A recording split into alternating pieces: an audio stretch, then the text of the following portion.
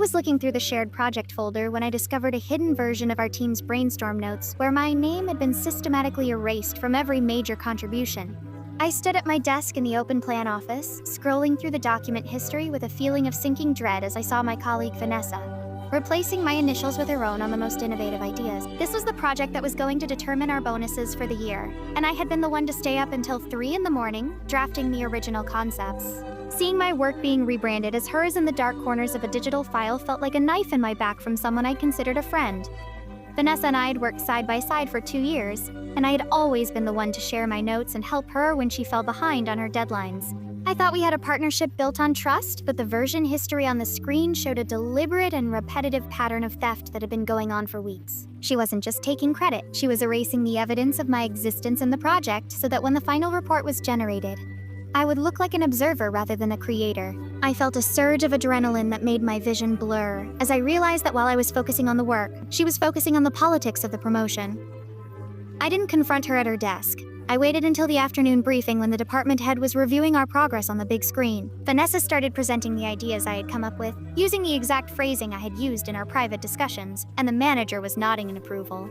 I noticed you made some changes to the attribution in the shared folder last night. Vanessa, would you like to explain why my name was removed from the structural design phase? I asked, my voice flat and cold, and the room went silent as Vanessa froze mid-sentence, her face turning a bright, guilty red that was visible even in the dim light of the projector. She tried to say that it was just a formatting error and that she was planning to fix it before the final submission, but I didn't let her finish the lie. I pulled up the document history on my tablet and showed the manager the exact timestamps of when she had logged in to delete my name and replace it with hers. I showed the original drafts I had emailed to myself weeks ago, proving that the ideas were mine long before they ever touched the shared folder. I didn't raise my voice. I just presented the facts with a clinical precision that left no room for her to maneuver or make excuses for her behavior. The manager looked at the evidence and then at Vanessa, who was now crying and trying to claim that she was just under a lot of pressure to perform. It was a pathetic display that didn't move anyone in the room, especially not the people she had also tried to step over on her way to the top. I was given full control of the project that afternoon, and Vanessa was placed on a performance improvement plan that effectively ended her chances of a promotion for the next 2 years. I didn't feel happy about it. I just felt a profound sense of exhaustion at having to fight so hard for something I had already earned.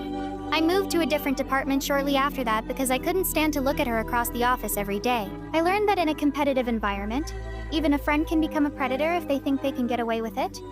And I've become much more careful about how I document my contributions. I always keep my own private log of my work now, and I never share a draft without a clear digital trail of who created it. I'm doing well in my new role, and I've built a reputation for being someone who values honesty and